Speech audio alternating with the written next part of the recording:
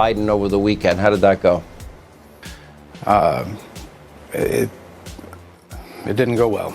A feckless, dementia-ridden piece of just sent my son to die.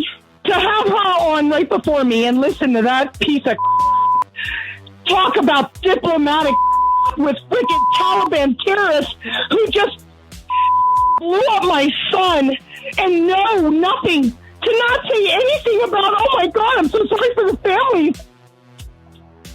So my son is gone, and I just want all you Democrats who cheated in the election or who voted for him legitimately, you just killed my son.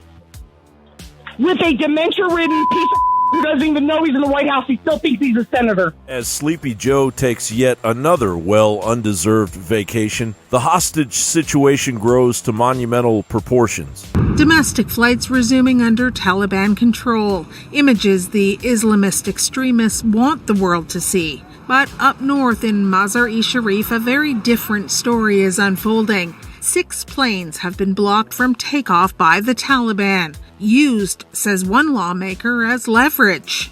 This is really, Chris, turning into a hostage situation where they're not going to allow American citizens to leave until they get full recognition from the United States of America. The accounts of atrocities by the Taliban are growing. According to Human Rights Watch, in Kandahar, the Taliban have been detaining and executing suspected members of the provincial government and security forces, and in some cases, their relatives. According to the BBC, 3 eyewitnesses attested to the murder of an 8-month pregnant policewoman. The Taliban are currently hunting down female judges after murdering a comedian and a legendary folk singer. And there are reports of the raping of dead bodies. At this point, Biden has solidly proven that he couldn't care less that 6 planes chartered from donations at $750,000 apiece are sitting on a tarmac roughly 260 miles north of Kabul with under 200 American lives and roughly 800 more Afghan allies waiting. Mohammed the interpreter is trapped in Afghanistan.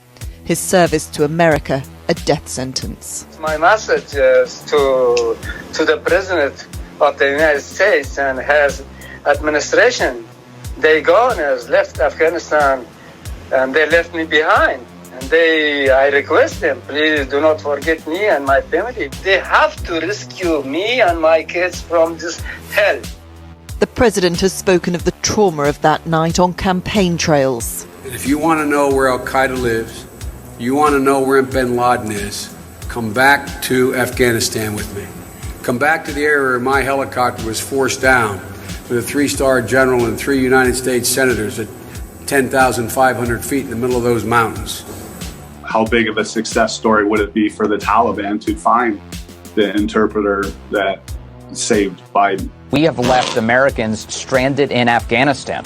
Americans of all political stripes are not for that. They're not for leaving Americans behind. And this disaster in Afghanistan has started to, I think, wake a lot of Americans up to politics and into the Biden administration in particular, and has them asking questions about how competent this administration truly is. As his Secretary of State scrambles to Qatar to respond to life and death negotiations as Biden sleeps comfortably in his Delaware home. The Taliban's apparent victory in the last stronghold of the Panjshir Valley against resistance forces has prepared the Taliban to proclaim Afghanistan under their rule. John Bound.